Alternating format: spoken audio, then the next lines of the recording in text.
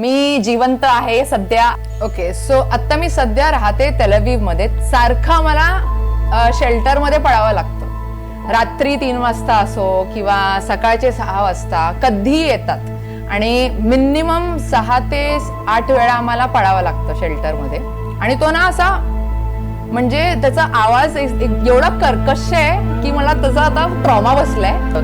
तर खूप लोक आता जेव्हा भाड्यावर घेतात ना घर, ते शेल्टर सोबतच घेतात. म्हणजे आमचे जे प्रार्थना असतात ते असतात IDF आणि आयर्न डोमला.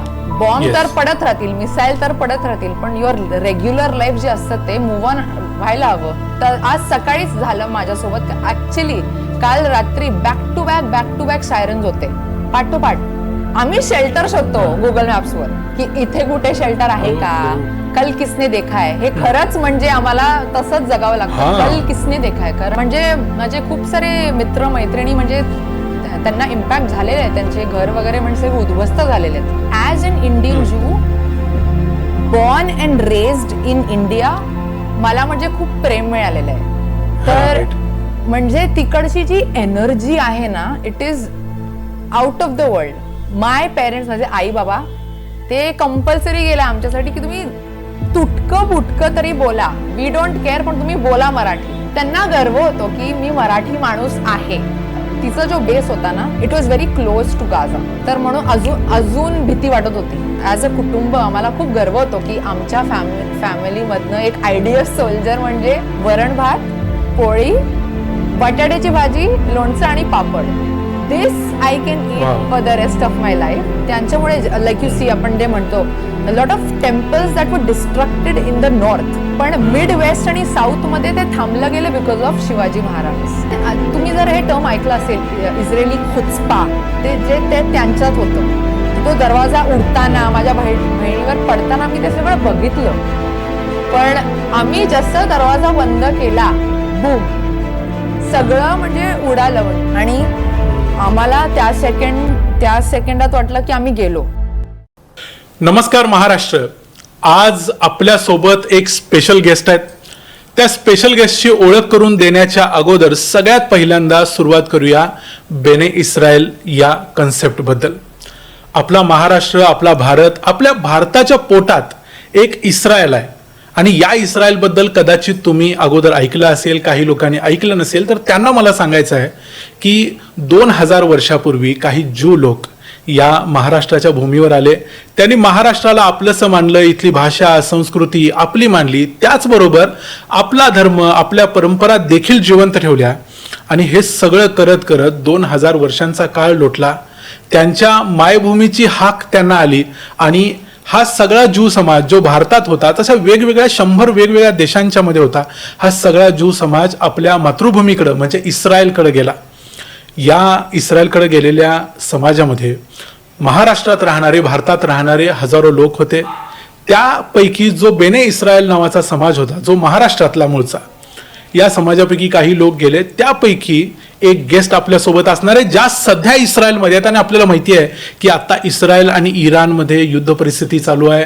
नेमकी किती कठीण प्रसंग आहे, या प्रसंगात ते आपल्या राष्ट्रासाठी कशा पद्धतीने लढतायत. त्याचबरोबर ज्या आपल्या आजच्या गेस्ट असणार आहेत त्या स्वतः भारत आणि इस्रायल यांच्या संबंधासाठी किती प्रयत्न करतायत. मागच्या कित्येक दिवसांपासून, कित्येक वर्षांपासून त्यांनी भारताच्या अनऑफिशियली राजदूत म्हणून, एम्बेसेडर म्हणून काम केलंय. इतकं चांगलं काम त्यांनी जमिनीवरती केलंय आणि या 2 देशांतले संबंध वृद्धिंगत करण्यामध्ये आपला वाटा उचललाय. आपल्या सोबत आज आहेत रविताल मोझेस. रविताल मोझेस यांची ओळख मी जास्त करून देणार नाही, तुम्हाला एवढंच सांगतोय, रविताल मोझेस या महाराष्ट्राच्या मातीत जन्मलेल्या, धर्माने ज्यू असलेल्या, आता इस्रायलमध्ये असलेल्या आणि इस्रायलच्या संघर्षात इस्रायलच्या सोबत असलेल्या एक महिला, एक भारतीय, एक महाराष्ट्रीयन मुलगी आहे. त्या दृष्टीने आज त्यांच्याकडून आपण इस्रायलमधली परिस्थिती जाणून घेणार आहोत. इस्रायलच्या इतिहासाबद्दल, त्या इथून कसा गेल्या, त्या सगळा प्रवास, या सगळ्या गोष्टींच्या बद्दल जाणून घेणार आहोत. तर आजच्या कार्यक्रमाला सुरुवात करूया. नमस्कार रवितालजी. शालोम. शालोम, नमस्कार. मी जिवंत आहे सध्या. आमचं हे चालू माय गॉड. आमचं नेहमी, कारण युद्ध चालू असल्यामुळे आमचं हे इनसाइड जोक आता, कारण आपण युजली लोकांना विचारतो तुम्ही कसे आहात, बरे आहात का, तर आमचं नाव रिस्पॉन्सेस आम्ही आता जिवंत आहोत, म्हणजे बरे तर आहोत पण जिवंत राहणं हे गरजेचं आता म्हणजे झालेलं आहे. पण योगायोगाने आपली जी आपलं जे इंट्रोडक्शन झालेलं आहे, I think it is divine timing. So thank you आणि धन्यवाद की तुम्ही मला तुमच्या चॅनलवर आमंत्रण दिलं म्हणजे बोलायला आणि संभाषण करायला. So I will try my best की मी माझ्याकडनं माझं जेवढं पण एक्सपिरियन्स आहे फर्स्ट हँड मी तुम्हाला सांगू शकेल आणि तुमच्या ऑडियन्सला एक्सप्लेन करू शकेल. नाही, आपल्याकडे एक सगळ्यात महत्वाची गोष्ट अशी असते की आपण कधीही कुणाला भेटलं की कसे आहात हे विचारतो, पहिल्यांदा हाऊ आर यू विचारतो. आता जी एक मुलगी इस्रायलमध्ये आहे आणि आम्हाला माहिती आहे इथं बसून महाराष्ट्रात की कशा पद्धतीनं मिसाईल्सचा वर्षा होतोय, ड्रोन्स उडतायत, सायरन वाजतायत, काय काय होतंय हे सगळं बघतोय. त्यामुळे तुम्हाला हा प्रश्न स्पेसिफिकली आम्ही विचारतोय की नेमकी कशी परिस्थिती आहे, कारण खूप साऱ्या बातम्यांमधून आम्ही ऐकतोय की तेल अवीव शहरावर आणि आजूबाजूची जी शहरं आहेत इस्रायलमधली यांच्यावरती मिसाईल्स टाकल्या जात आहेत. तुम्ही नेमक्या कोणत्या शहरात राहता इस्रायलमध्ये आणि तिथं आता सध्याची वॉर सिच्युएशन काय आहे ते थोडंसं आम्हाला पहिल्यांदा सांगा. ओके, सो आता मी सध्या राहते तेलअवीव मध्ये. तेलअवीव इज लाईक मुंबई और ठाणे, जस्ट टू गिव्ह सगळ्यांना कॉन्टेक्स्ट साठी. Centre of Israel is in Tel Aviv. कोणाला जर म्हणजे त्यांचं जर करिअर टेक ऑफ करायचं असेल किंवा just to live a nice काय म्हणतात अ गुड कलरफुल लाईफ, ते तेलअवीव मध्ये आहे. आणि आय बिलीव्ह मला, कारण आय हॅव लॉस्ट काउंट, पण आय थिंक 15वा दिवस आहे युद्धाचा आणि धुमाकूळ घातलेली आहे इस्रायलमध्ये, कारण सारखं मला शेल्टरमध्ये पडावं लागतं. रात्री 3 वाजता असो किंवा सकाळचे 6 वाजता कधीही येतात आणि मिनिमम 6 ते 8 वेळा आम्हाला पडावं लागतं शेल्टरमध्ये. आय थिंक सेकंड डे किंवा first day, I don't remember, पण तेलअवीवमध्ये एक बॅलिस्टिक मिसाईल पडला होता आणि खूप म्हणजे उद्ध्वस्त झालं होतं सगळं सराउंडिंग वगैरे. आणि मग अजून एक शहर आहे बेथ शेमेश म्हणून, ते जेरुसलेमच्या बाजूला आहे तो शहर, तिथे पण पडलं होतं. तिथे तर अंडरग्राऊंड जे शेल्टर मध्ये होते ते पण वाचले नव्हते, एवढं म्हणजे ते इम्पॅक्ट आहे बॅलिस्टिक मिसाईलचं. सध्या म्हणजे जे आपण मूवीज मध्ये बघतो की युद्ध काय असतं ते रोमॅन्टिसाइज करतात खूप, पण हे म्हणजे इट इज नॉट फन. हे आमचं आता म्हणजे रियालिटी आहे आमची, कारण सायरन्सच्या मध्ये तुम्हाला जेवढं काय करता येईल, आंघोळ करा, ब्रश करा, फ्रेशनअप व्हा किंवा तुमचं जे जेवण पाणी वगैरे ते करून घ्या, कारण कुठल्या टायमाला येईल ते तुम्हाला माहित नाही. कारण आमच्या फोनवर पहिल्यांदा आधी अलर्ट येतो.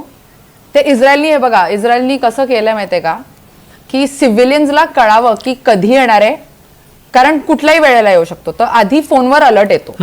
आणि तो ना असा म्हणजे त्याचा आवाज एवढा कर्कश आहे की मला त्याचा आता ट्रॉमा बसलाय. पण तो यामुळे कर्कश आहे कारण जर तुम्ही झोपले पण असाल ना इन युअर डीप स्लीप, तर ते it should wake you. Right right right right. म्हणजे त्याचा उद्देशच तो आहे की तुम्ही झोपू नये आणि तुम्ही आपली जागा सोडून लगेच जायला पाहिजे. हो हो, शेल्टर. पण इतर वेळेला म्हणजे जेव्हा हे सायरन्स वाजतात त्यानंतर तुम्ही बॉम्ब शेल्टर्स मध्ये वगैरे जाता, इतर वेळी तुम्ही तुमच्या घरातच राहता की घराच्या जवळ हे शेल्टर्स केलेले असतात, कशी सिच्युएशन असते म्हणजे या शेल्टर्सची? तर इट डिपेंड्स. आता काही घरांमध्ये ना शेल्टर जे आहे ते तुमच्या अपार्टमेंटच्या आतमध्येच असतं. So one of your bedrooms is like your strong room. पण जे ओल्ड बिल्डिंग्स आहेत ना त्यांच्यात नव्हते त्या टायमाला, तर ते बंकर -1 मध्ये असायचं त्या सेम बिल्डिंग मध्ये, किंवा कम्युनिटी म्हणजे तुमच्या ज्या नेबरहुड मध्ये जे असतं कम्युनिटी शेल्टर तिथे पळावं लागतं. तर मोस्टली आता लोक काय करतात, कारण हे जरा 7 ऑक्टोबर 2023 पासून जरा फ्रिक्वेंट व्हायला लागलंय हे युद्ध. हमास सोबत झालं, मग इराण सोबत लास्ट इयर पण झालं होतं. तर खूप लोक आता जेव्हा भाड्यावर घेतात ना घर, ते शेल्टर सोबतच घेतात, कारण मग 10 वेळा पळायला नको. म्हणजे तुमचं जे बेडरूम आहे ते तुम्ही स्ट्रॉंग रूम म्हणजे you can make your strong room as your bedroom. तर रात्री 3 वाजता पण जर अलर्ट आले तर म्हणजे पळायला नको. ओके, म्हणजे दॅट्स न्यू रियालिटी. म्हणजे आज हे नवीन कळ, कारण आपल्याकडे इकडं काय करतो आपण, कुठलं तरी घर घेताना काय बघतो, पार्किंग मिळणार काय, घरासोबत आणखी काय काय किती गॅलरीज मिळणार. इस्रायलमध्ये घर घेताना घरासोबत एक शेल्टर सुद्धा घ्यायला पाहिजे. हो हो हो, स्ट्रॉंग रूम घ्यायला पाहिजे. हो, आणि ऑफकोर्स त्याचं म्हणजे भाडं जास्तीच असतं, कारण ते त्याचं जे स्ट्रक्चर आणि कन्स्ट्रक्शन ते इट इज बेस्ड ऑन काय म्हणतात, Tel Aviv is the most expensive city, पण म्हणजे सेफ्टीच्या पुढे काही नाही. So people are willing to pay that kind of money to stay alive. तसं झालंय ते. Right right right right, exactly. आणि एवढं महत्वाचं शहर असल्यामुळं इट इज टार्गेट नंबर 1 हो फॉर इराण. येस, कारण आम्ही जे न्यूज मध्ये वगैरे वाचतोय की मोस्टली दी इंटरसेप्टेड मिसाइल्स और intercepted drones are falling near Tel Aviv. So Iron Dome is working, that's the great thing. बापरे. म्हणजे आमचे जे प्रार्थना असतात ते असतात आयडीएफ आणि आयर्न डोमला आधी, कारण ते सुरक्षित ठेवतात ना आम्हाला. आमचे why do we pay so many taxes, कारण ते सगळे आमचे टॅक्सेस जातात डिफेन्स मध्ये आम्हाला सुरक्षित ठेवायला. तर ऑफकोर्स आम्ही परमेश्वराला करतोच प्रार्थना, पण म्हणजे आयडीएफ जे माणसं हे डे अँड नाईट काम करतात टू कीप अस सेफ, म्हणजे त्यांना आमचे म्हणजे खूप रिस्पेक्ट आहे त्यांच्यासाठी. आणि हे तुम्ही बोला, कंटिन्यू करा. आणि तेल अवीव का, म्हणजे it is the main target, कारण कन्सिडर आपल्या भारतात दिल्ली किंवा मुंबई किंवा बँगलोर, कारण पॉप्युलेशन जास्ती आहे, खूप लोक आहेत, आणि प्लस इथे इंटेलिजन्स सेंटर्स पण आहेत. म्हणजे खूप शहरात आहेत, पण तेल अवीव मध्ये पण आहे. आणि तेल अवीववर हमला केला म्हणजे it is like a statement. तसं आहे ते. राईट. आता हे तुमचे रोजची वॉर सिच्युएशन आहे, मग तुम्ही बाहेर कसं पडता, तुमचा एखादा असा एक्सपिरियन्स सांगा आम्हाला चटकन, की बॉम्ब पडणार आहे ही गोष्ट, म्हणजे एखादी छोटी मोठी घटना आपण इमॅजिन करू शकतो, पण आपण घराच्या बाहेर पडलोय आणि सायरन वाजलाय आणि आता बॉम्ब पडू शकतो, एखादी मिसाईल पडू शकते, काही होऊ शकतं. ही सिच्युएशन किती टेन्शनवाली असते, आणि अशी एखादी गोष्ट तुमच्याबरोबर रिसेंटली झाली असेल तर ती एक सांगा. म्हणजे रिसेंटली म्हणजे हे रोजच होतं, कारण मला तर बाहेर पडावंच लागतं, नाहीतर आय विल गो क्रेझी. मी कसं म्हणजे घर कोंबडी, that is not me. I have to step out. म्हणजे कॉफी प्यायला किंवा आपलं म्हणजे जेवण खाणं आणायला, कारण युअर लाईफ डझंट स्टॉप, है ना. बॉम्ब तर पडत राहतील, मिसाईल तर पडत राहतील, पण युअर रेग्युलर लाईफ जे असतं ते मूव्ह ऑन व्हायला हवं. तर आता हो, तर आज सकाळीच झालं माझ्यासोबत. ऍक्च्युली काल रात्री बॅक टू बॅक सायरन्स होते पाठोपाठ. तर झोप तर झालीच नाही पूर्ण, पण I need my morning coffee. तर मी पडले बाहेर माझं मॉर्निंग कॉफी घ्यायला, आणि मग कॉफी घेतल्या घेतल्या फोनवर अलर्ट. आणि कसं आहे माहितीये का, सगळीकडे सगळ्या बिल्डिंग मध्ये शेल्टर नसतं. Again like I told you, नवीन असतील त्याच्यात असतं, जुने असतील त्याच्यात नसतं. तर मग शोधावे लागतात की कुठे आहेत. आता सवय झाली आहे, तर मला माहितीये की कुठल्या एरियामध्ये कुठे शेल्टर आहे ते मला माहितीये. किंवा गुगल मॅप्सवर पण आपण कसं युजली इंडियामध्ये आपण शोधतो, हा रेस्टॉरंट इथे, तो रेस्टॉरंट तिथे. आम्ही शेल्टर शोधतो गुगल मॅप्सवर, की इथे कुठे शेल्टर आहे का. किंवा इस्रायलीजनी एक ऍप्लिकेशन बनवलंय शेल्टर फाइंडर म्हणून. तर तुम्ही ज्या एरियामध्ये आहात आणि जर ट्रॅव्हल करत असाल, आणि if you are not familiar to that area, मग तुम्ही म्हणजे तुम्हाला असं वेड लागायला नको. You can be smart, go to the app, शोधायला की what is your nearest shelter, आणि देन गो देअर. कारण इतकी प्रचंड अँझायटी तयार होईल जर असं काहीतरी झालं, सायरन वाजला आणि आपल्याला माहितीच नाही आहे की कुठं जायचं. तर ही प्रचंड अवघड गोष्ट आहे. मला एक प्रश्न या रिलेटेड विचारायचा आहे. आता इथं बाकीच्या गोष्टी असल्या तरी एक महत्वाचा प्रश्न आहे की हे सगळं आजूबाजूला घडत असताना मेंटली टफ राहायला पाहिजे. रोज रात्री झोप होईल नाही होईल गॅरंटी नाही, दिवसभराचं आपलं काम आपल्याला करायला पाहिजे. या सगळ्या पिरियडमध्ये मेंटली कसं स्वतःला मेंटेन ठेवायचं किंवा काम ठेवायचं, थंड ठेवायचं, किती खूप अवघड गोष्ट वाटते मला. नेमकं काय करताय तुम्ही? हे तुम्ही म्हणजे बरोबर बोललात. आणि मी इस्रायली बॉर्न नाहीये, मी भारतीय आहे, आणि मी इथे म्हणजे मला काही वर्ष झालेत. तर मी ह्यांची जी इस्रायली मेंटॅलिटी ऑफ रेझिलियन्स ते मी have tried to adapt as much as possible. It is very unfortunate की म्हणजे ते म्हणतात ना यूज टू झालेलो आहे, ते व्हायला नको. पण म्हणजे वेन यू नो की हे मे बी दरवर्षी काही ना काहीतरी होणारच आहे, you cannot sit in victim mentality. You have to go in that mentality. आणि म्हणजे यू ऑल्सो तुमचं जे पॉझिटिव्ह माइंडसेट आहे ना, that has to be top notch, नाहीतर म्हणजे अवघड आहे. आणि surround yourself by with people that think that way. आणि म्हणजे कठीण, everybody is going through the same issue. आणि सगळे म्हणजे ते मॅनेज कसं करतात ते पण वेगळं आहे. कसे कोपिंग मेकॅनिझम जे असतं ना सगळ्यांचं, ते पण सगळ्यांचं वेगळं आहे. पण जर तुम्ही हात धरून, not quite literally but you know in spirit जर केलं तर म्हणजे यू कॅन गेट थ्रू. पण अवघड आहे म्हणजे, कारण यू डोंट नो की उद्या will you get an opportunity की तुम्ही तुमच्या आई वडिलांशी बोलू शकता की नाही, किंवा तुमचे जे फ्रेंड्स आहेत you will see them another time. हे म्हणजे म्हणजे असं नाही आहे की एखादी छोटी मोठी घटना होऊ शकते, काहीतरी होऊ शकतं, असं नाही. हे असं आहे की उद्या मी जिवंत असेन की नाही हे प्रत्येक वेळेला, प्रत्येक तासाला एक आपल्याला विचारायला लागतं. आणि अशा घटना तुमच्यासोबत घडलेल्या आहेत, याच्या अगोदर देखील तुम्ही यातनं गेलेला आहे.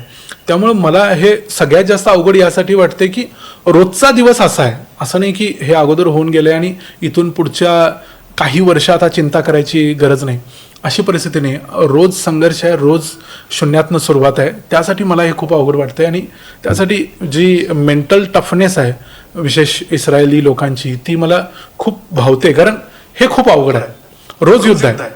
आणि हे युद्ध इस्रायलच्या आयुष्यात 80 वर्ष झाली. त्यामुळं पुढे पण म्हणजे आम्ही एक्सेप्ट केलेलं आहे की हे पुढे पण होणारच.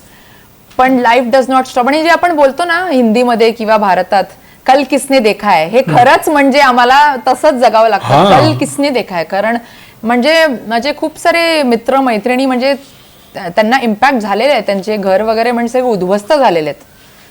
तर म्हणजे कठीण आहे थोडंसं.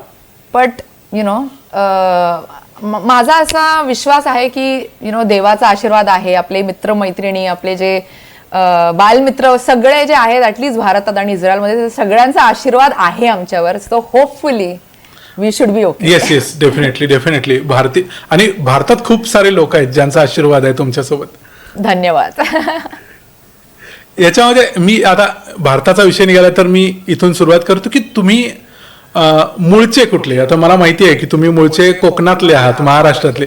तुम्ही मूळचे कुठले, तुमचा जन्म कधी झाला, किंवा एक बेसिक आयडिया द्या तुमच्या फॅमिली रूट्सची. मला महाराष्ट्रातल्या ज्युविश कम्युनिटीबद्दल थोडंसं ऐकायचं तुमच्याकडून की कसं तुमचा जन्म सुरुवात कशी झाली. ओके, माझा जन्म आणि म्हणजे माझ्या बाबांचं आणि आय थिंक पिढी ऍक्च्युली वर त्यांचा जन्म झालाय ठाण्यात. सो आय एम कट्टर ठाणेकर. पण जे आधी माझे जे पूर्वज आले होते ते ऍक्च्युली स्थापिक म्हणतात ना, स्थापिक झाले, स्थलांतर झाले ऍक्च्युली, स्थलांतरित झाले केहिम गावात. तर माझं ऍक्च्युली आमचं एक मराठी आडनाव आहे, that is Kehimkar. Okay. So I am a Kehimkar. पण माझे जे पणजोबा म्हणजे खूप आधी जे होते ना, माझे आजोबा पणजोबा त्यांनी ते चेंज केलं आणि ते चेंज टू मोझेस. तर म्हणून मी मोझेस लावतो. पण आम्ही जेव्हा सिनेगॉग मध्ये जातो आमच्या मंदिरात, आणि आमचे जे राबाय असतात जे ब्लेस करतात, आशीर्वाद देतात, ते आशीर्वाद देताना ते म्हणतात रेविताल मायर, म्हणजे बाबांचं नाव केहिमकर. Okay, fantastic. हो, तर म्हणजे तुमचं जन्म आणि सुरुवातीचं हे सगळं, मुंबईची वगैरे आठवण येते तुम्हाला? खूप म्हणजे अशी पोकळ निर्माण झालेली आहे, होम सिकनेस ज्याला म्हणतात. तर ते म्हणजे रोजच जाणवतं. तर आम्ही असे म्हणजे वी फाउंड वेज की आपलं जे इंडियननेस आहे, जे भारतीय आपली संस्कृती आहे, ते कसं आपण कंटिन्यू करायचं इस्रायलमध्ये, ते आम्ही प्रयत्न चालू आहेत आमचे. पण म्हणजे खूप होमसिकनेस फील म्हणजे असं जाणवतं आम्हाला, मला तरी. कारण मुंबई हे असं शहर आहे की मुंबईमध्ये जर कुणी राहिला असेल तर मुंबई त्याला सारखी हाक मारत राहते, ओढत राहते. त्याला अनेक वेळा जावंसं वाटतं मुंबईकडे. हे मुंबईचे एक खासियत आहे म्हणून म्हटलं. हो, आणि म्हणजे माझं फेवरेट आहे कांदे पोहे आणि मिसळपाव. हे मला इस्रायलमध्ये सापडलेलं नाही अजिबात. माझी मम्मी तर बनवते घरी, पण मुंबईचं मिसळपाव, ठाण्याची मिसळपाव, आंबळे डाळीची मिसळपाव जे ठाण्यात विच इज द फेमस मिसळपावची जी आहे, ते म्हणजे there is no match to it. So मग इथून तुम्ही जेव्हा महाराष्ट्रातून इस्रायलला गेलात त्या काळात किती अवघड होतं? खूप काही तुम्हाला त्रास वगैरे झाला इथून जाताना किंवा तिकडं गेल्यानंतर तुम्हाला? किंवा एक मला प्रश्न विचारायचा आहे, याच्या अगोदरच विचारतो की as a Jew in India तुम्हाला किंवा तुमच्या फॅमिलीमध्ये काही असा एक एक्सपिरियन्स आहे की समाजापासून थोडंसं वेगळं वाटलं किंवा एक प्रकारे काहीतरी प्रताडणा केली गेली, त्रास दिला गेला, असं काही एखादी गोष्ट कधी घडलेली? इस्रायलमध्ये तर नाही. म्हणजे इस्रायलीज काय म्हणतात तो? नाही, मी भारतात म्हणतो. भारतात ओके. अगोदर as an Indian Jew born and raised in India, मला म्हणजे खूप प्रेम मिळालेलं आहे compared to my other Jewish friends जे दुसऱ्या देशातनं आलेत, अमेरिका, UK, ऑस्ट्रेलिया. त्यांच्यासोबत म्हणजे खूप काय घडलेलं आहे. अँटीसेमिटिझम ज्याला म्हणतात, हेट्रेड टुवर्ड्स द ज्यू, हे मी कधी एक्सपिरियन्स केलेलं नाहीये इंडियामध्ये. आणि म्हणजे ज्यूइश म्हटलं, भारतीय ज्यूज आहेत ते म्हणजे आम्हाला काय म्हणतात, वेलकम्ड विथ ओपन आर्म्स ज्याला म्हणतात, आणि कन्सिडर्ड ॲज तुम्ही आमच्यासारखेच आहात आणि आमच्यातलेच आहात, ते आम्हाला तो एक्सेप्टन्स, तो दर्जा दिला जातो आत्ताही सुद्धा. आणि सध्या म्हणजे तो आमचा जो समाज आहे तो खूप आता कमी होत चाललाय. बेने इस्रायली जो म्हटले ते मराठी स्पीकिंग ज्यूज किंवा बेने इस्रायल हे ना महाराष्ट्रामध्ये तर आहेत, पण गुजरातमध्ये पण आहेत. माझे काही कझन्स आहेत जे अहमदाबादमध्ये राहतात आणि ते गुजराती बोलतात. आणि there are a few families जे दिल्लीमध्ये पण आहेत. आणि काही ज्यूज होते बेने इस्रायली नाही, कोचिनी, जे कोचीनमध्ये राहायचे, ते मल्याळममध्ये बोलायचे. पण आता मी थोडंसं यांच्याबद्दल मी थोडंसं वाचलेलं यांच्याबद्दल. एक मला म्हणजे प्रेक्षकांना सांगायचं आणि पुढचा प्रश्न तुम्हाला ऍक्च्युअली विचारायचा आहे याच्यामध्ये. तर रविताल मोझेस या मागच्या काही वर्षापासून आता इस्रायलमध्ये आहेत, पण त्यांना जे प्रेम भारतामध्ये मिळालं ते त्यांनी कॅरी करायचं ठरवलंय. आणि त्या जेव्हापासून इस्रायलमध्ये आहेत तेव्हापासून ते इंडियन इन इस्रायल किंवा मोझेस इन इस्रायल असं एक यूट्यूब चॅनल चालवतात. त्या युट्यूबर आहेत, इन्फ्लुएन्सर आहेत, आणि त्यांचा हा इन्फ्लुएन्स त्या भारत आणि इस्रायल यांच्या रिलेशनशिप्समध्ये वाढ कशी होईल, या दोन देशांमधले रिलेशन्स अजून मजबूत कसे होतील यासाठी त्या प्रयत्न करतात. हे खूप इंटरेस्टिंग आहे. म्हणजे व्यक्तिगत पातळीवरती दोन देश आपापल्या पातळीवरती प्रयत्न करतात ती गोष्ट वेगळी, पण एक मुलगी स्वतःच्या वैयक्तिक पातळीवरती, वैयक्तिक हिमतीवरती या दोन संस्कृतींचा मिलाप करण्यासाठी प्रयत्न करते. तुम्ही त्यांचं जे यूट्यूब चॅनल आहे, त्यांचे जे इंस्टाग्राम पेज आहे त्याला जरूर चेकआउट करा. तुम्हाला इतक्या जबरदस्त गोष्टी इस्रायलमधल्या, मराठीमधल्या बघायला मिळतील ज्या तुम्हाला कुठेही बघायला मिळणार नाहीत. त्यासाठी मी तुम्हाला रेकमेंड करतो. मी लिंक डिस्क्रिप्शनमध्ये वगैरे टाकतोच. पण मला रवितालजी तुम्हाला पुढचा महत्वाचा प्रश्न विचारायचा आहे. एक युट्यूबर किंवा इन्फ्लुएन्सरच्या पलीकडे ॲज अ प्रोफेशनल तुम्ही काय करता? ओके, तर माझं प्रोफेशन म्हणजे असं अवघड आहे, थोडंसं अवघड नाही बोलू शकत, पण मी असं जर्नीवर आहे. मी म्हणजे शिकलेली आहे फार्मासिस्ट. मी B.Pharm केलेलं आहे. ओके. आणि मग त्याच्यानंतर मी माझं MBA केलं, पण इन फार्मास्युटिकल मॅनेजमेंट. आणि मग त्याच्यानंतर मला म्हणजे आवड तर होती सायन्स वगैरे शिकायला, पण माझं म्हणजे जे स्पिरिट किंवा सोल म्हणतात, सॉरी मी तुमच्या प्रेक्षकांना मी आधीच सांगते, डिस्क्लेमर आधी सांगायला पाहिजे होतं की मी एवढं तुमच्यासारखं सुरळीत बोलत नाही, पण मी प्रयत्न करते मी बोलायला.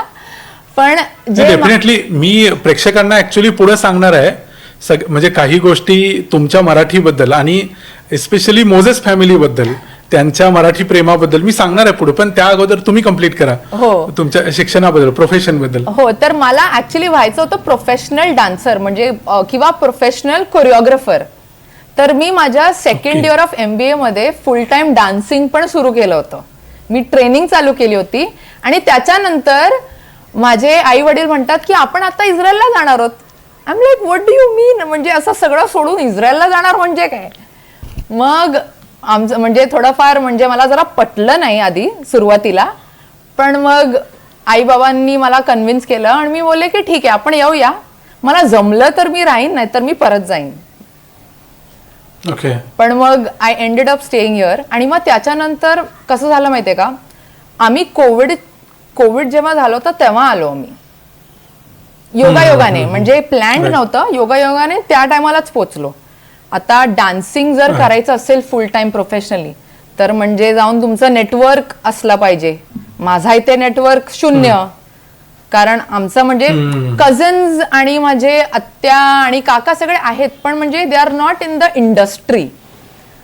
तर स्टार्टिंग फ्रॉम झिरो म्हणजे आणि सगळंच बंद, आता काय करायचं. तर मला म्हणजे लहानपणापासून म्हणजे जेव्हा युट्यूब सुरू झालं होतं ना त्या टायमाला, तेव्हा मला एक स्वतःचा चॅनल करायचं होतं पण टॉपिक माहित नव्हतं की कशावर बोलणार मी. मेकअप तर येत नाही आणि स्वयंपाक करता येत नाही, कुठल्या टॉपिकवर मला असं एक्सपर्टीज नाहीये, काय म्हणजे कशाबद्दल बोलू. अँड देन आय रिअलाइज की Indian Jewish interesting, may be लोकांना आवडेल.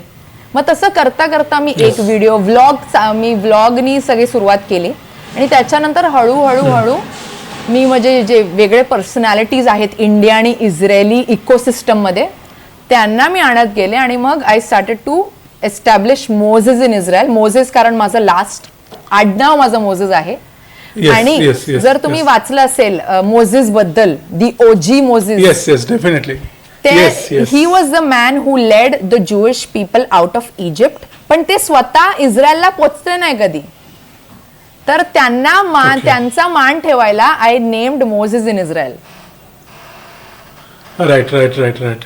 फॅन्टास्टिक. हो. मोझेस बद्दल आपण कधीतरी एखादा व्हिडिओ करून प्रेक्षकांना माहिती देऊया डेफिनेटली. हो, नक्की. खूप जबरदस्त स्टोरी आहे. त्यांनी ज्या सिच्युएशन मधून सगळ्या इजिप्तमध्ये गुलामीत अडकलेल्या, त्यांना म्हणजे बांधून घातलेल्या वगैरे सगळ्या ज्यूइश कम्युनिटीला ते घेऊन आले. मला वाटते 10 कमांडमेंट वगैरे त्यांच्याच आहेत असं मला वाटते. राईट. तुम्ही जर कारण बघितलं त्याच्यावरती असेल, काहीतरी मूवी पण आहे. मूवी एक आहे त्याच्याबद्दल. तुम्हाला कॉन्टेक्स्ट देते मी. माझं चाइल्डहुड फेवरेट मूवी आहे. It's called the Prince of Egypt. Cartoon movie आहे. It's a cartoon movie but it is so well made. Both kids and adults all can watch that movie. तसं आहे ते movie. Very beautifully narrated. आणि कसं म्हणजे जे झालं होतं बॅक इन द डे आणि हाव मोझेस त्यांनी, he is the, I call him the OG Moses. तर he led the Jewish people out of Egypt, गुलामी वर्ण आणि ऑल ऑफ दॅट. तर तुम्ही बघा, तुम्ही पहा, किंवा 10 कमांडमेंट्स बघा. मी जरूर बघतो. हा, मला वाटतं 10 कमांडमेंट्स बघितलंय असं वाटतंय. हो. कारण त्यामध्येच ती स्टोरी बघितली. ते मध्ये अचानक ते येतात काही ठिकाणी आणि व्हॉट टू डू सांगतात, असं काहीतरी दाखवलेलं आहे मला वाटतं त्यामध्ये.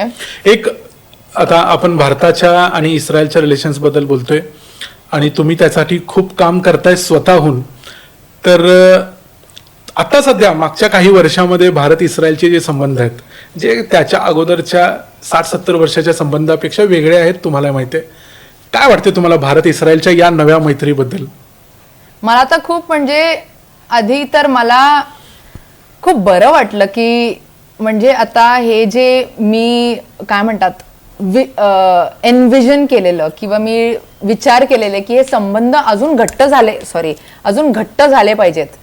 कारण आय नो इस्रायल आणि अमेरिकाचे संबंध खूप घट्ट आहेत, पण why not Bharat and Israel? खूप काय करायचे अजून. नॉट जस्ट डिफेन्स, कारण डिफेन्स पार्टनरशिप तर आहेच भारत आणि इस्रायलच्या मध्ये, पण फिल्म मेकिंग बोला किंवा कल्चरल एक्सचेंज बोला किंवा एज्युकेशन बोला किंवा टेक्नॉलॉजी एक्सचेंज, हे सगळं म्हणजे खूप काय करायचंय. आणि आता तर म्हणजे मी जिथे आहे असं मला वाटतंय की आता अजून फाउंडेशन बसवायचंय, अजून बसलेलं नाहीये. कारण देयर इज अ गॅप. कारण इस्रायलीजला किंवा ज्युइश लोकांना भारतीय लोकांबद्दल म्हणजे खूप काही माहित नाही आणि भारतीय लोकांना ज्युइश किंवा इस्रायलीज बद्दल काय जास्ती माहित नाही. तर अजून ते एज्युकेशनल जो बरोबर. अवेअरनेस आहे ते अजून बिल्ड करायचे. ते बिल्ड झाल्यानंतर ते मॉनिटाईज कसं होणार त्या डिरेक्शन मध्ये मला काम करायचंय. डेफिनेटली. आणि तुमचं काम यशस्वी होतंय हे दिसतंय सगळ्यांना. मला वाटतंय 25-26 तारखेला मागच्या महिन्यात पंतप्रधान नरेंद्र मोदी ज्या इस्रायलच्या दौऱ्यावर आलेले होते त्यावेळेला तुमची भेट त्यांच्याबरोबर झालेली. आम्हाला तो किस्सा ऐकायचा आहे. कशी भेट झाली, तुम्ही कशा पोचलात, काय काय म्हणाले मोदीजी, काय बोललात, काय बोलणं वगैरे झालं? म्हणजे बोलणं तर झालं पण ऑफकोर्स इट वॉज खूप म्हणजे शॉर्ट होतं त्यांचं व्हिजिट आणि he was here only for about 24 to 25 hours. पण आपले जे पंतप्रधान आहेत भारताचे, he will always make a point की आपले जे भारतीय जे बाहेर राहतात देशात, he will always meet them. जे इंडियन डायस्पोरा म्हणतो आपण ज्यांना, he will always make a point कितीही त्यांचं स्केड्यूल टाईट असो, he will remove like about 30 minutes to 40 minutes to meet them आणि त्यांच्याशी बोला आणि म्हणजे असं एक काय म्हणतात कॉन्व्हर्सेशन करा. I mean of course I wish थोडा अजून टाइम असलं असतं माझ्याकडे तर खूप काय म्हणजे बोलायचं होतं आणि I hope I had the opportunity किंवा फ्युचरमध्ये. कसं वाटलं भेटल्यानंतर? आधी तर मला म्हणजे असं बिलीव्हच नाही झालं होतं की माझ्या समोर उभे आहेत. कारण ते कसं माहितीये का, मी त्यांना टीव्हीवर बघितलंय, न्यूज चॅनलवर बघितले किंवा म्हणजे स्पीच वगैरे देताना, ओके, ते माझ्या थंबनेलवर पण आहेत. माझे जे युट्यूब व्हिडिओ बनवले त्याच्यात थंबनेलवर पण आहेत. आणि म्हणजे खरोखर असे समोर उभे असल्याने मला काय म्हणजे पिंच मी मोमेंट म्हणतात ना, तसं झालं होतं मला. मग त्यांनी मला विचारलं की इस्रायली जे इस्रायलीज आहेत जे इस्रायलमध्ये राहतात ते भारतीय लोकांबद्दल किंवा भारतबद्दल काय म्हणजे त्यांचे काय विचारश्रेणी आहेत. एक सेकंड, ते काय विचार करतात, म्हणजे व्हॉट इज देअर ओपिनियन. आधी तर मला 2-3 सेकंड तर म्हणजे टुक मी अ वाईल टू आन्सर, म्हणजे की काय म्हणू काय मी म्हणजे सरांना. मग थोडंसं म्हणजे मी जरा काम झाले, मला काम अँड कंपोस्ट एनर्जी थोडंसं, आणि नंतर मी उत्तर दिलं त्यांना की सर आपले जे इस्रायलीज आहेत ते जेव्हा IDF सर्व्हिस करतात, ते IDF सर्व्हिस नंतर ते एक त्याला टर्म म्हणतात हिब्रूमध्ये तिऊल गदोल, which translates to big trip. ते कारण 2 किंवा ट्रान्सलेट्स टू बिग ट्रिप, पण ट्रिपला जातो ना, ट्रिपला तसं.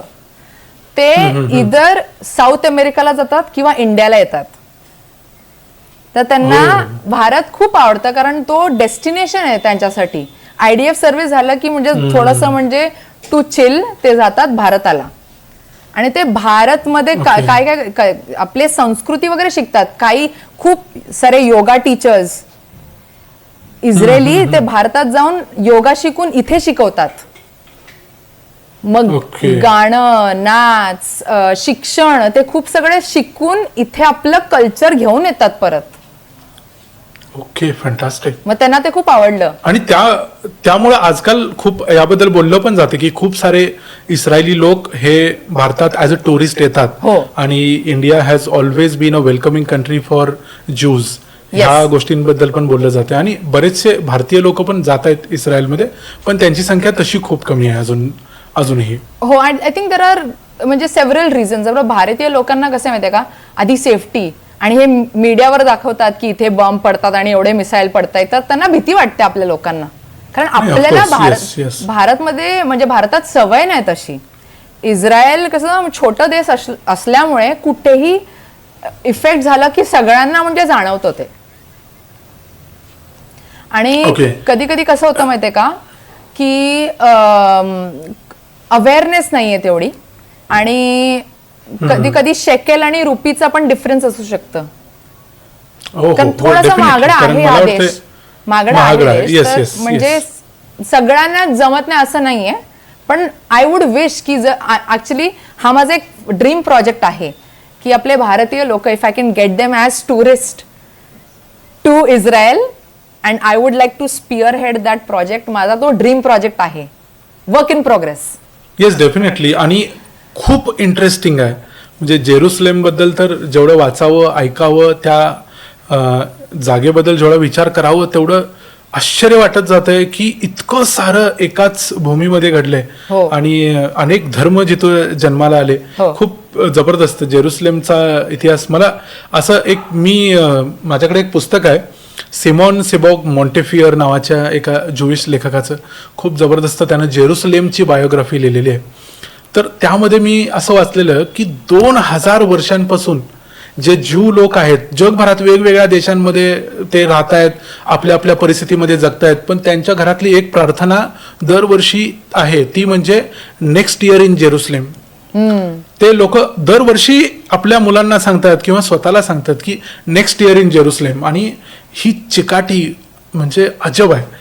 2000 वर्ष जस्ट कीप सेईंग इट की नेक्स्ट इयर इन जेरुसलेम. असं करत त्यांनी 1948 साली तो जेरुसलेम मिळवला, तो इस्रायल मिळवला. हा जबरदस्त संघर्षाचा इतिहास आहे. त्याच्याबद्दल आपण प्रेक्षकांना कधीतरी माहिती देऊच. पण मला तुम्हाला विचारायचं आहे की हाऊ वॉज दॅट फिलिंग की नेक्स्ट इयर इन जेरुसलेम असं ऐकत जे ज्यूइश मुलं मोठी होतात त्यांच्यामध्ये पहिल्यांदा तुम्ही इस्रायलमध्ये गेल्यानंतर जेरुसलेमची ती जी वेस्टर्न वॉल आपण म्हणतो, जे टेम्पल बांधलेलं होतं, त्या टेम्पलची एक भिंत आपण म्हणतो, ती बघितल्यानंतर ॲज अ ज्यू काय वाटलं तुम्हाला? पहिल्यांदा काय फिलिंग्स होत्या तुमच्या? मी पहिल्यांदा ऍक्च्युली 2016 मध्ये गेले होते. एक ट्रिप काढतं Israel for all the Jewish people, और not Jewish people but Jewish young adults. त्याला म्हणतात तगलीत. जर तुम्ही ज्यूइश बॉर्न आहात किंवा जर तुमचे लेट्स से आई वडील ज्यूइश असतील तर यू आर काय म्हणतात, you are accepted into the programme. आणि तुम्हाला you get to come on a 10-day trip. 10 दिवस तुम्हाला इस्रायलमध्ये as a tourist free of cost तुम्हाला इथे फिरायला मिळतं. कारण ते this is your birthright as a Jewish person to come to Israel at least once in your life. तर मी 2016 मध्ये आले होते आणि that was my first visit to the western wall. जसं तुम्ही म्हणाले जी भिंत आहे. तर म्हणजे तिकडची जी एनर्जी आहे ना, it is out of the world. जेव्हा लोक मंदिरात जातात किंवा वाराणसीला जातात ना, आणि जी एनर्जी तुम्हाला फील होते तिथे, अंगाला गाठा येतो, रडायला लागतं तुम्ही, तसं झालं होतं मला. आणि जस्ट समथिंग. आणि असं बोला, कंटिन्यू करा. आणि म्हणजे कसं माहितीये का, म्हणजे not just you alone but तुम्ही जर ग्रुप सोबत जात असाल, तुमच्या मित्रमैत्रिणी आणि आई वडिलांसोबत, ऑफकोर्स जो सेक्शन आहे स्त्रियांचा वेगळा आहे, पुरुषांचा वेगळा आहे ट्रेडिशनल असल्यामुळे. तर यू कांट प्रे टुगेदर. तर जेव्हा तुम्ही जाता ना त्या सेक्शनमध्ये, आणि अजून एक, तुम्ही जेव्हा याल तुमच्यासाठी एक टिप, एक चिठ्ठी घेऊन या आणि त्याच्यावर तुमचं विश जे असेल, तुमचं जे ड्रीम असेल ते तुम्ही लिहा. तर तुम्ही वॉलमध्ये तुम्ही अडकवू शकता. आणि देन यू कॅन प्रे bye touching the wall, saying की देवा हे माझे जे आहेत प्लीज, म्हणजे प्लीज टेक केअर ऑफ जे पण असतील तुमचे विशेस, ते तुम्ही लिहून तुम्ही त्याच्यात टाकू शकता आणि जस्ट सिट देअर आणि प्रार्थना करा. खूप वेगळाच एक्सपिरियन्स येतो. म्हणजे मला कुठेही जगात असं म्हणजे असं फील झालं नाही मला कुठे. मी मला त्यावरनं ते एक आठवलं म्हणून मी मध्ये इंटरप्ट केलं तुम्हाला, की मी असं वाचलं की जेरुसलेम सिंड्रोम नावाचा एक प्रकार आहे, की तिथं गेल्यानंतर असं काहीतरी होतं माणसाला. कारण असं आहे की ख्रिश्चनांच्या दृष्टीने सुद्धा असं आहे की Jesus walk through the streets of Jerusalem. Jesus त्या रस्त्यांवरून फिरलाय. त्यामुळे ख्रिश्चन लोक सुद्धा ज्यावेळेला जेरुसलेम मध्ये जातात तेव्हा त्यांच्यासाठी पण तो एक डिवाइन एक्सपिरियन्स असतो. ते पण असं फील करायला लागतात की आय हॅव सीन जीजस वगैरे असं. हे पण ऐकलंय मी. म्हणजे तुमचं जे वर्णन ऐकलं मी की अंगावर शहारा आला, डोळ्यातून पाणी आलं वगैरे, ह्या गोष्टी होत असतील कारण खूप डिवाइन प्लेस आहे जेरुसलेम आणि त्याबद्दल खूप ऐकलंय. नाही, कारण ती जी जागा आहे ना, it is the divine for 3 Abrahamic religions जे आपण बोलतो, ज्युडिझम, ख्रिश्चियानिटी आणि इस्लाम. आणि त्या सिटीमध्ये, त्या शहरात म्हणजे जंग आणि युद्ध पण खूप झालेत to conquer that city.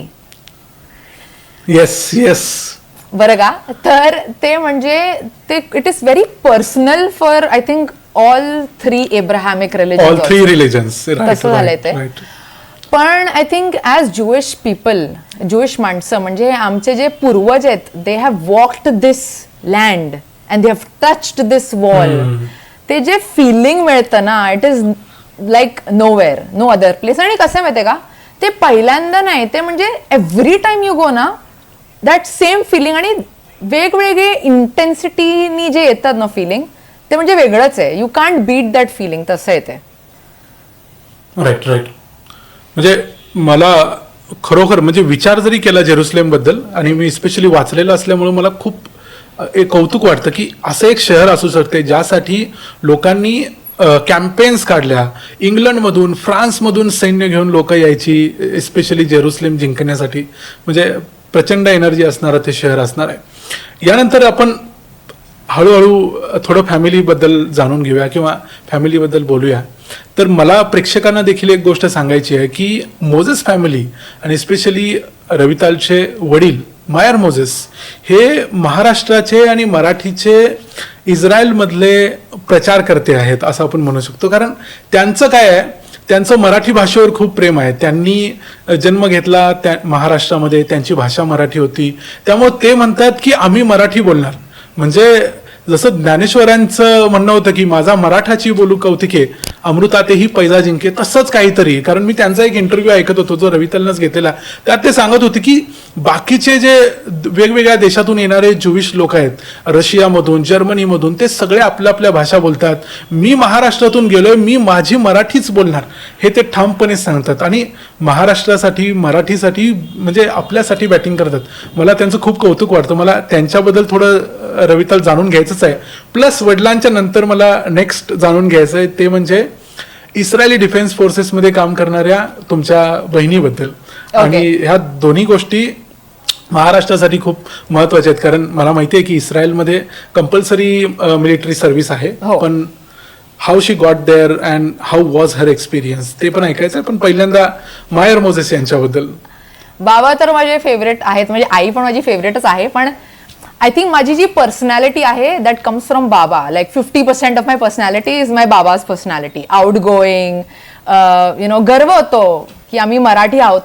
Doesn't matter की we are not like Maharashtrian Brahmin पण मराठी ज्यूइश आहोत आम्ही.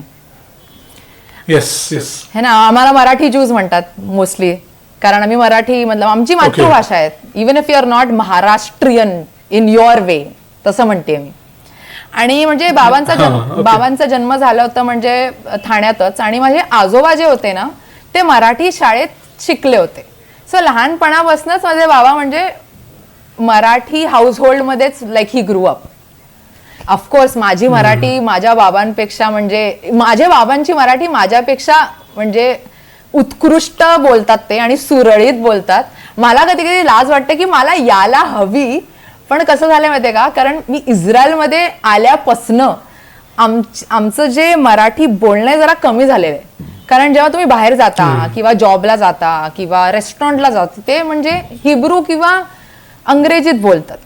मराठीचं इतकं म्हणजे युसेज होत नाही. पण राईट राईट माय पेरेंट्स म्हणजे आई बाबा ते कंपल्सरी गेलं आमच्यासाठी की तुम्ही तुटकं बुटकं तरी बोला. वी डोंट केअर पण तुम्ही बोला मराठीत. कारण नाही तर ते सुटेल.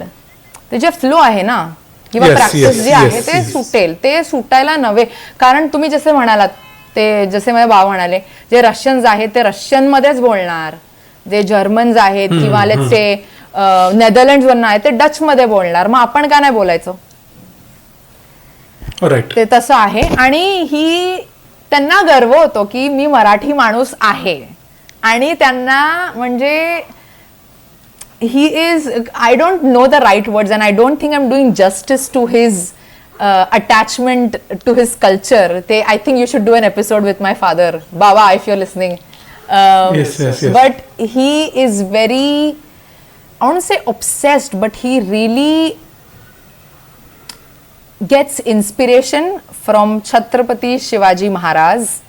I think he is fantastic. He is म्हणजे I don't think I would be able to do justice by telling you how much he adores him. आणि म्हणजे त्यांची जी स्टोरी आहे शिवाजी महाराजांची म्हणजे ही लुक्स अप टू हिम आणि टेकिंग इन्स्पिरेशन. आणि making sure की हे आपण म्हणजे गर्व आपलं जे आहे, आपली जी संस्कृती आहे ते आपण Yes, yes. ठेवायची आणि लाज कशाला वाटून घ्यायची. येस आणि जर बाकीचे बोलत जबरदस्त. असतील तर आपण का नाही बोलायचं. येस आणि फंटास्टिक. ऍक्च्युली येस माझ्या वतीनं आणि मी द मराठी बाणा परिवाराच्या वतीनं आणि महाराष्ट्राच्या वतीनं तुमच्या बाबांना सांगू इच्छितो की खूप खूप धन्यवाद. तुम्ही जे करताय मराठीसाठी किंवा एवढ्या जवळजवळ मला वाटते 3-4 हजार किलोमीटर असेल, 4,000 किलोमीटरवरती जाऊन तुम्ही मराठीसाठी जे बॅटिंग करताय, जे भांडताय, ते खरोखर कमेंडेबल आहे आणि thank you so much for that. धन्यवाद. आय रिअली होप की तुम्हाला असं एक चान्स मिळेल की you get to do a podcast episode माझ्या बाबांसोबत. तुमचं तर म्हणजे येस फारच जमेल. डेफिनेटली तुमचं तर फारच जमेल आणि म्हणजे आय रिअली होप म्हणजे तुमचं एक एपिसोड व्हावं म्हणून तुमच्या चॅनलवर. नाही आम्ही नक्की प्रयत्न करू, पण आम्ही त्यांना युद्धानंतर बोलू. नक्की नक्की नक्की. Yes okay. बहिणीचं तुम्हाला सांगते ती आत्ता सध्या IDF मध्ये नाहीये. तिची सर्व्हिस कम्प्लीट झालेली आहे. जेव्हा ऑक्टोबर 7, 2023 त्या दरम्यान तिचा दुसरा वर्ष चालू होता आणि आम्ही घाबरलो होतो कारण तिला बेसवर राहायचं होतं. ती घरी आली होती त्या विकेंडला आणि त्या विकेंडलाच अटॅक झाला होता हमासचा. तर तिला बोलावा आला होता IDFचा की come back to the base, युद्ध करायला. हो युद्ध करायला. आणि म्हणजे even if not on the field, बेसमध्ये पण म्हणजे कारण हमला कसा म्हणजे तो असं it was not a normal हमला. तो by sea, by land, by air असं झाला होता. तर कुठूनही कोणीही येऊ शकतं असं झालं होतं. आणि तिचा जो बेस होता ना, it was very close to Gaza. तर म्हणून अजून भीती वाटत होती की will we get us another chance to see her असं. पण देवाच्या दयाने म्हणजे she is okay, she is out. पण तिचा म्हणजे एक्सपिरियन्स आम्हाला ॲज अ कुटुंब आम्हाला खूप गर्व होतो की आमच्या फॅमिलीमधनं एक IDF सोल्जर म्हणजे आहे. Yes fantastic. म्हणजे खूप आणि IDFचं खूप कौतुक होतं जनरली. म्हणजे जगातल्या one of the deadliest forces पैकी एक IDFला मानलं जातं. आणि त्यामध्ये नाव काय बहिणीचं? तोविना. ओके, तोविना. येस. फाईन. आणि मला वाटतं जो 7 ऑक्टोबरचा अटॅक होता, ज्यांना प्रेक्षकांना माहिती नसेल त्यांच्यासाठी, की गाझामधून हमासनं एक अटॅक केलेला होता बाय लँड बाय सी. इस्रायलमध्ये काही किंवा काही हजार दहशतवादी हमासचे घुसले आणि त्यांनी मला वाटतं 1200 निरपराध इस्रायली लोकांची हत्या केलेली होती. आणि हा अनप्रेसिडेंटेड हल्ला होता. कधी असं घडलं नव्हतं. अचानकपणे बाय स्टॉर्म लोक आले आणि त्यांनी एवढ्या लोकांचा अचानकपणे खून केला. त्यामुळं ही इस्रायलच्या मागच्या आपल्या डोळ्यांसमोर घडलेली एक खूप म्हणजे वाईट घटना होती इस्रायलमध्ये घडलेली. त्या काळात रवितालची बहीण तोविना वॉज इन IDF. ही खूप मोठी गोष्ट आहे. त्यामुळं मला असं वाटतं की हे म्हणजे महाराष्ट्रातून गेलेले किती लोक असतील आपले मराठी इस्रायलमध्ये? मराठी मी ऍक्च्युली विचार करत होते, पण असं मला मराठी असं बोलता येणार नाही. पण म्हणजे एकत्र इंडियन ज्यूज जर बेने इस्रायल. हा बेने इस्रायल. मला असं म्हणजे प्रॉपर नंबर तुम्हाला देता येणार नाही. बहुतेक मे बी 10,000. कारण मी का म्हणते, कारण कोचिनी ज्यूस पण आहेत आणि बेनेमेनाशे पण आहेत. असे एकत्र मस्ट बी 80,000. तर मला असा पिन पॉइंट नाही करता येत की आपली मराठी बेने इस्रायली किती असतील. ते मला I think I need to confirm. कारण जे ऑर्गनायझेशन असतात ते डेटा युजली ठेवतात की कुठल्या कम्युनिटीमधले किती माणसं वगैरे. पण आय एम अज्युमिंग म्हणजे तुम्हाला असं मी डॉट नंबर देत नाही, पण I am assuming could be 10,000, 20,000 around. Okay. Yes. That's steel a big number. हो हो. कारण कन्सिडरिंग इस्रायल्स पॉप्युलेशन, इस्रायलची लोकसंख्या खूप जास्त नाही आहे. हो. आणि त्यामध्ये एवढे लोक असतील तर कन्सिडरेबल पॉप्युलेशन आहे असं म्हणायला पाहिजे. हो. पण again I could be wrong. So I am just म्हणजे ऍव्हरेज मी सांगते. म्हणजे माझ्या काय म्हणतात मी सॉरी माझ्या डोक्यात काय म्हणतात by your own calculations. By my own calculations. आणि या मला एक मगाशी विचारायचा प्रश्न राहून गेला, तो म्हणजे तुम्ही जेव्हा इस्रायलमध्ये होता, मला वाटतं तेल अवीवमध्येच असताना मागच्या जूनमध्ये जे 12 दिवसांचं युद्ध इराण आणि इस्रायलमध्ये झालं, त्यावेळेला एक हल्ला, मिसाईलचा अटॅक तुमच्या घराच्या अगदी शेजारी झालेला होता. त्यावेळेला तुम्ही काही फोटो इंस्टाग्रामवर टाकलेले होते आणि काही व्हिडिओज वगैरे टाकले होते, आणि ज्यामध्ये मला वाटतंय तुमच्या फॅमिलीला त्याचा डायरेक्ट धक्का बसला, म्हणजे इवन फिजिकली, आणि जो घराचं नुकसान वगैरे झालं ह्या गोष्टी देखील झाल्या. मला त्या हल्ल्याबद्दल ऐकायचं थोडं, म्हणजे किती डेडलीएस्ट अटॅक होता, नक्की कशाचा अटॅक होता आणि काय होतं ते. तर काय झालं होतं, ऍक्च्युली मी इंडिपेंडेंटली राहते आणि त्या पण माझ्याकडे शेल्टर नव्हतं, तर बाबा म्हणाले तू माझ्याकडे राहा, कारण त्यांच्या घरी भाड्याचं घर होतं, आता पण भाड्याचंच घर आहे, पण तिथे म्हणजे one of the bedrooms was a strong room. तर ते म्हणाले तू रात्री येऊन राहा, म्हणजे पळायला नको. तर मी आणि माझी बहीण म्हणजे माझ्या बहिणीच्या रूममध्ये होतो, झोपलो होतो, आणि सकाळी 4 असा घटना झाली होती, आणि म्हणजे आई बाबांचं room was a strong room. जसं जसं अलर्ट गेलं मला ऍक्च्युली त्या दिवशी कंटाळा आला होता, मी उठत नव्हते त्या दिवशी, मला बाबांनी खेचून घेऊन गेले मला त्या दिवशी, नाहीतर नक्की म्हणजे खरं नव्हतं. पण आम्ही जसं दरवाजा बंद केला, बूम, सगळं म्हणजे उडालं, खिडक्या दरवाजे सगळं म्हणजे उडालं. आणि कसं झालं माहितीये का, तो जो स्ट्रॉंग रूमचा दरवाजा होता ना, तो त्या लँडलॉर्डनी लावला होता लाकडाचा. तो लाकडाचा नसायला हवा, तो असायला हवं आपलं आयर्न जे असतं, आपलं आयर्न,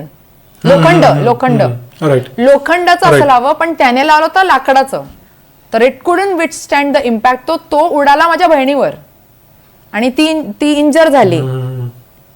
आणि आम्हाला त्या सेकंडात वाटलं की आम्ही गेलो. Oh my God. आणि मग नंतर हळूहळू within like may be 30 seconds 40 second आम्हाला कळलं की म्हणजे पडले, पण आम्हाला नक्की कळेना की कुठे पडले. माझ्या आईला वाटलं की घरात पडले, पण नंतर कळलं की समोरच्या जो पार्किंग लॉट मध्ये होता ना, तिथे पडला होता. पण इट इज लाईक 50 मीटर्स, आणि तो बॅलिस्टिक मिसाईल होता, जबरदस्त इम्पॅक्ट होता. हो. आणि आम्ही सगळं म्हणजे त्याच्यानंतर तर म्हणजे सगळं उद्ध्वस्तच झालं होतं, कारण राहण्यासारखं काहीच नव्हतं त्या घरी. पाईप, दरवाजे, खिडक्या सगळे गेले होते. आम्ही ज्या कपड्यात झोपलो होतो त्याच कपड्यात आम्ही निघालो. माझ्या मम्मीनी नेमकं सगळे डॉक्युमेंट्स पॅक करून ठेवले होते, कारण आम्हाला सांगितलं जातं तुमचं जे पासपोर्ट आहे, इस्रायली आधार कार्ड आहे, ते जे डॉक्युमेंट जे तुमचे असतात ते तुमच्याकडे पॅक करून ठेवा, असं काय झालं तर म्हणजे तुम्ही हे उचलून यू कॅन लिव्ह. ओके. तर तेच आम्ही उचलून सगळे मग गेलो, आणि तो पूर्ण दिवस आम्ही मग शोधायचं आता कुठे जायचं, काय करायचं. मग नेमकं इस्रायली गव्हर्नमेंटनी अरेंजमेंट्स केले होते, जे डिस्प्लेस्ड झाले होते ना, उद्ध्वस्त झाले होते त्यांचे घर, विस्थापित झाले होते, त्यांच्यासाठी त्यांनी हॉटेलमध्ये अरेंजमेंट केले होते. तुम्ही ते जोपर्यंत हे युद्ध थांबत नाही तोपर्यंत तुम्ही ते राहा. मग सगळं झाल्यानंतर मग तुम्ही जसं तुम्हाला शोधता येईल आणि एक रिप्लेसमेंट शोधता येईल फॉर युअर अपार्टमेंट, मग त्या अकॉर्डिंगली तुम्ही मग यू कॅन लिव्ह. पण मानसिक तणाव आणि शारीरिक तणाव एवढं झालं होतं आम्हाला की म्हणजे झोप येईना. आम्ही त्या दिवसापर्यंत आतापर्यंत आम्ही चौघं कोणीही झोपत नाही बरोबर. आणि कसं माहितीये का, राहत असेल, हो, PTSD ज्याला आपण म्हणतो, तर ते ट्रॉमा जे आहे म्हणजे स्पेशली मला, कारण काय झालं माहितीये का, आम्ही चौघं खाटेवर बसलो होतो आणि मी सगळं बघितलं, कारण मी सर्वात पाठीमागे बसले होते. तर तो दरवाजा उडताना, माझ्या बहिणीवर पडताना मी ते सगळं बघितलं. तर जेव्हा पण आता इम्पॅक्ट होतो ना, आता फॉर एक्झाम्पल आता इराणनी मिसाईल पाठवला आणि आयर्न डोमचा मिसाईल इथनं उडतो न्यूट्रलाइज करायला, पण त्याचा जो इम्पॅक्ट असतो धूम धूम धूम वाला, त्याच्याने मला फ्लॅशबॅक्स येतात. कारण हे डेंजरस यासाठी आहे की एक तर तुम्ही हा डोळ्यांसमोर बघितलेली गोष्ट आहे, आणि प्रत्येक वेळा सायरन वाजल्यानंतर माहिती नाही आहे आपल्याला की 50 मीटर्स वरती पडणार आहे की आपल्या अंगावर येऊन पडणार आहे, त्यामुळे तो ट्रॉमा राहणारच आहे. हो. आणि कसं माहितीये का दादा, असं अँब्युलन्स पण जातो ना, तर अँब्युलन्सचा पण एक आवाज असतो, त्याच्याने पण मला PTSD होतो. कारण तो आमचे जे शहरातली जे अलर्ट्स आहेत, अलार्म्स जे जोरात वाजतात, ते अँब्युलन्स सारखे वाजतात. तर मी ऍक्च्युली हो. भारतात होते ना लास्ट इयर, तेव्हा मला म्हणजे असं ॲम्ब्युलन्स रस्त्यावर जायचं ना, तर I use to be like आता मला पळायचंय, आता मला शेल्टरमध्ये पळायचंय, असं म्हणजे हायपर विजिलंट होते मी. हा आणि रोजच्या त्या सवयीमुळे तसं होत असेल. हो. तुम्ही भारतात वगैरे कधी येता किंवा रिसेंटली कधी आलेला होतात? Actually last year last year this time April March 2025 मध्ये मी आले होते लास्ट. आता आम्ही Okay. ट्राय करतो वर्षातनं एकदा तरी चक्कर फेरी मारायची आपण भारतात, कारण म्हणजे ती पोकळी जी निर्माण झालेली असते त्याला परत फुलफिल करायला आणि मग परत या, आणि मग वर्षातनं एकदा तरी आम्ही प्रयत्न करतो. पण आता या वॉरमुळे म्हणजे फ्लाईट सगळे बंद झालेत, एअर स्पेस बंद झालेत, कसं येणार, तसं झालंय ते. मला वाटतं पॅसेंजर फ्लाईट्स वगैरे तर अजिबात उडतच नसतील, कारण आता रेस्क्यू फ्लाईट चालू आहेत. रिस्क आहेच. हो, आता रेस्क्यू फ्लाईट फक्त Okay. चालू आहेत. तर जे इस्रायली जे अडकलेत बाहेरगावी त्यांना सगळ्यांना आणायला. आणि आय थिंक युएसचे आता मी ऐकले, कारण म्हणजे खूप काही मित्रमैत्रिणी जे युएसचे आहेत, जर तुम्ही युएसचे सिटिझन्स असाल आणि तुमचं जर बुक्ड असेल then only you can leave. Priority बेसिसवर आहे सध्या, पण Okay. म्हणजे सध्या तरी बंद आहे. ओनली प्रायोरिटी आणि रेस्क्यू फ्लाईट्स सुरू आहेत. ओके. आणि युद्धाचं म्हणाल तर युद्ध ज्या पद्धतीनं चाललंय तर युद्ध कधी थांबणार आहे हे सांगता येत नाही. आणि तुम्ही तर आता इस्रायलमध्ये राहत असल्यामुळं तिथं तर तुम्हाला रोज बघायला लागतंय, हे करायला लागतं. तुमचं काय वाटतं तुम्हाला, युद्ध कसं, या युद्धाचा काय निकाल लागू शकतो किंवा काय व्हायला पाहिजे? इराणबद्दल तुमच्या काय भावना आहेत, की कसं हे रिझॉल्व्ह होऊ शकतं? ओके, मी तुम्हाला तर सांगते, सिव्हिलियन पॉइंट ऑफ व्ह्यू च्या हिशोबाने वी ऑल होप की, म्हणजे आम्हाला आता कंटाळा आला आता की आता बस किती दिवस चालेल, आम्हाला like let us go back to a regular normal life. म्हणजे दात पण घासता येत नाही, आंघोळ पण करता येत नाही असं, म्हणजे कारण सारखं असं बघावं लागतं की आता येईल आणि कुठे पडेल, आणि तसं झालंय. पण मग ॲज इस्रेलीज नॅशनलिस्टिक पॉइंट ऑफ व्ह्यू आम्हाला असं वाटतं की तिकडचं जो लिडरशिप आहे, जर तो ओव्हरथ्रो झाला आणि जे इराणियन लोक आहेत किंवा जे पर्शियन लोक आहेत, जर त्यांना त्यांचा देश परत मिळेल तर it will be better. Okay. कारण इराण आणि इस्रायलची मैत्री होती रेव्होल्युशनच्या आधी. ते जे लिडरशिप चेंज झाल्या, हो, आणि लिडरशिप चेंज झाल्यामुळे मग ते दुश्मनी झाली. आणि आम्हाला पण म्हणजे पीस हवाय. म्हणजे वर्षानुवर्ष इस्रायलीज म्हणजे असं थकले जातात की कधी म्हणजे आता संपेल, पण ते म्हणजे संपत नाहीये ते, असं होतंय ते. हो. आणि मला असं वाटतं की ह्या युद्धाचा उद्देश पण तसा सुरुवातीला सांगितलेला होता की इस्लामिक रिजीम जी आहे इराणमधली ती संपली तर हे युद्ध चटकन संपेल. पण ज्या पद्धतीने चाललंय त्या पद्धतीनं चटकन संपेल असं दिसत नाहीये.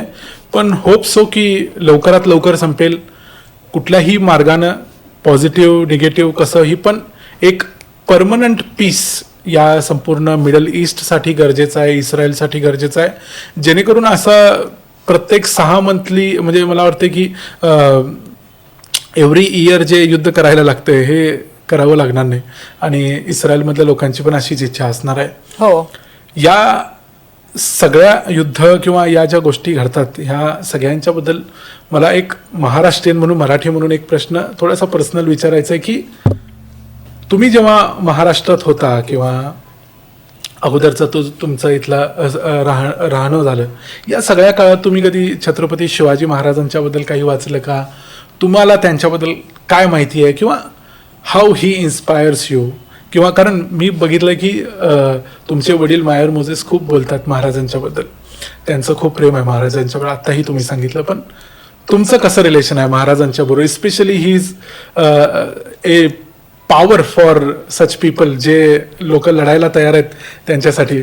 हो, आय थिंक ज्याला म्हणजे असं मी जेनझी टर्म यूज करते, म्हणजे ज्याला आपण ओजी महाराज म्हणतो, महाराज, दॅट इज छत्रपती शिवाजी महाराज.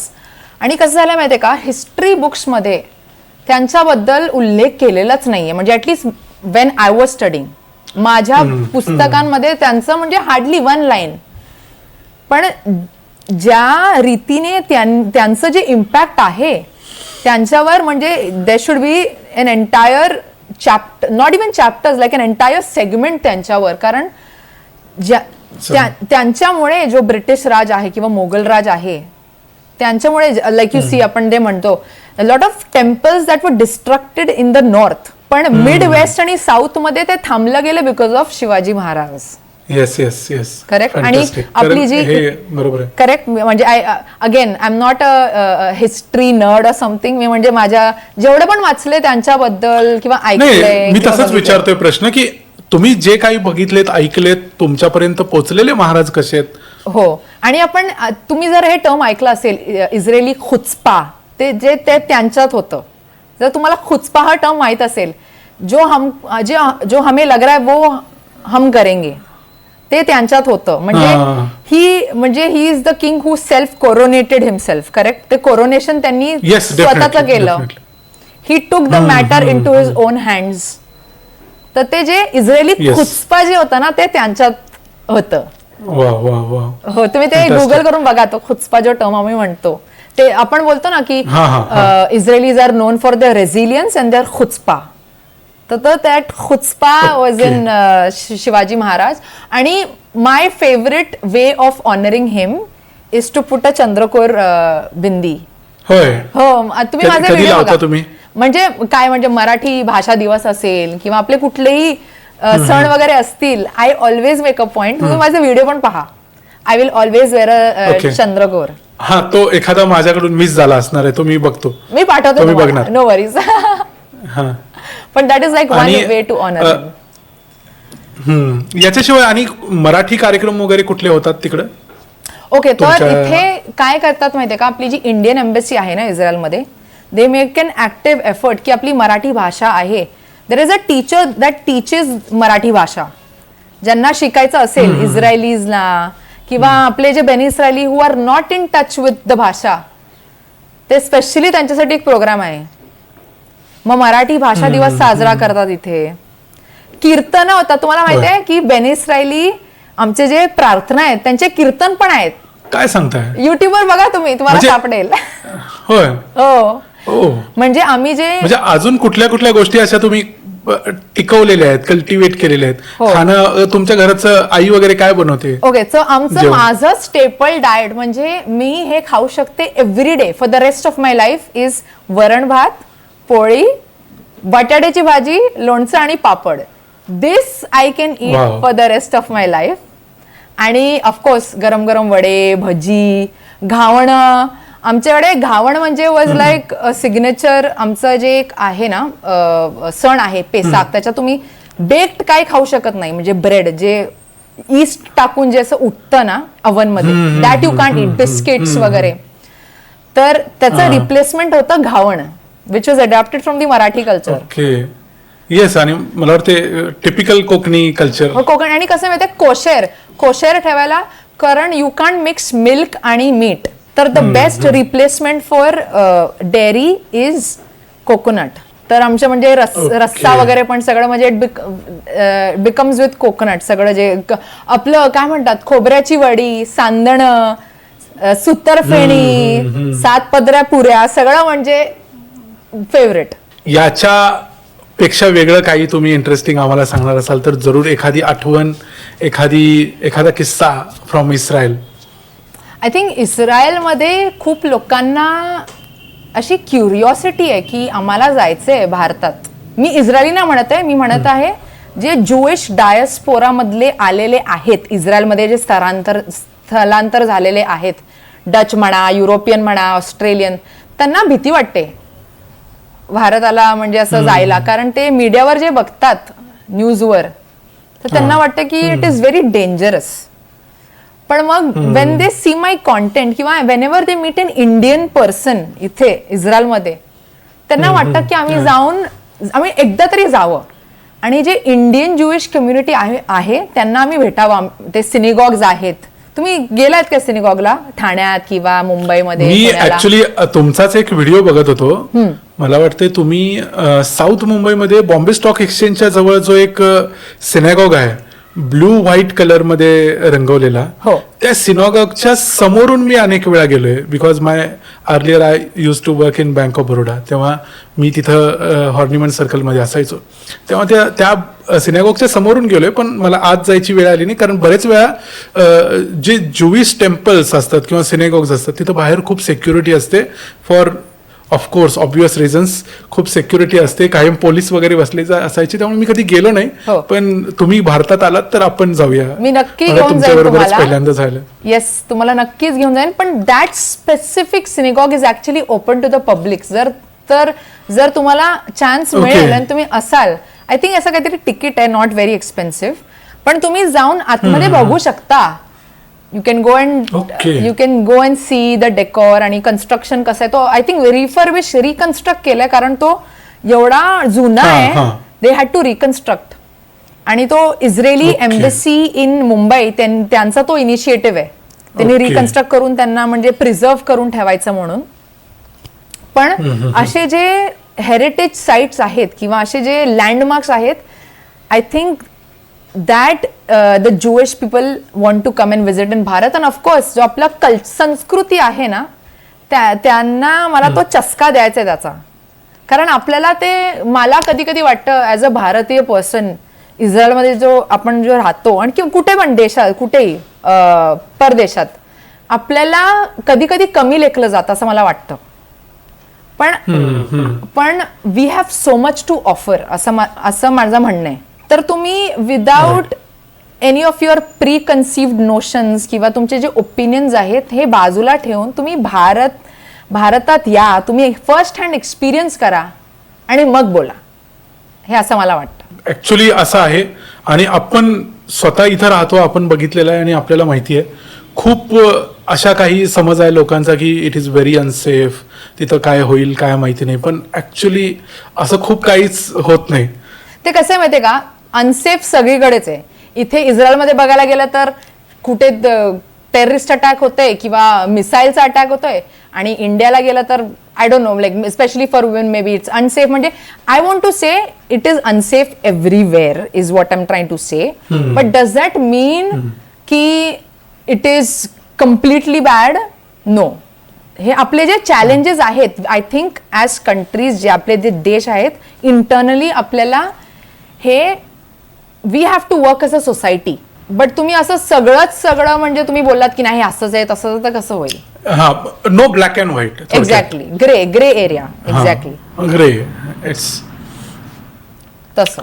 तर Ravitalji, thank you so much for all this. Because कशासाठी माहिती आहे की इस्रायलमध्ये नेमकं काय चाललंय हे एक आपल्या प्रेक्षकांना या पॉडकास्टमधून कळणार आहे की नेमकं इस्रायलमधली परिस्थिती काय आहे, कसे ते लोक लढतात, कसे ते स्वतःला मेंटेन करतात, तिथलं रोजचं त्यांचं जीवनमान कसं आहे. या गोष्टींच्या बरोबरच एक भारतीय मुलगी काय काय करू शकते, कुठंपर्यंत जाऊ शकते, या सगळ्या गोष्टींच्याबद्दल या पॉडकास्टच्या माध्यमातून आमच्या प्रेक्षकांना कळणार आहे. त्यामुळं thank you so much for this podcast. हे आमच्याबरोबर तुम्ही जे केलं त्यासाठी खूप खूप धन्यवाद. आणि मी आमच्या प्रेक्षकांना सांगेन की रविताल मोझेस हे स्वतःचं एक यूट्यूब चॅनल चालवतात. त्यामध्ये त्या महाराष्ट्राला, मराठीला, आपल्या इतिहासाला, संस्कृतीला, त्याचबरोबर भारतीय इतिहासाला, संस्कृतीला, इस्रायल भारत संबंधांना, अशा अनेक गोष्टींना प्रमोट करतात. त्यांचा खूप चांगला इन्फ्लुएन्स भारतातल्या लोकांच्यावर, इस्रायली लोकांच्यावर आहे. त्यांच्या चॅनलला, त्यांच्या इंस्टाग्राम पेजला जरूर फॉलो करा. तुम्हाला इस्रायलबद्दल खूप ऑथेंटिक, खूप काही इंटरेस्टिंग गोष्टी पाहायला, ऐकायला मिळतील. तर या ठिकाणी इथंच थांबूया. पुन्हा भेटूया पुढच्या व्हिडिओमध्ये. तोपर्यंत पाहत राहा द मराठी बाणा. तुमचे काही प्रश्न असतील तर ते जरूर विचारा, आपण त्या प्रश्नांचे उत्तर देऊ. पुन्हा भेटू पुढच्या व्हिडिओमध्ये. तोपर्यंत पाहत राहा द मराठी बाणा. जय हिंद, जय महाराष्ट्र आणि जय इस्रायल. जय इस्रायल. Thank you so much.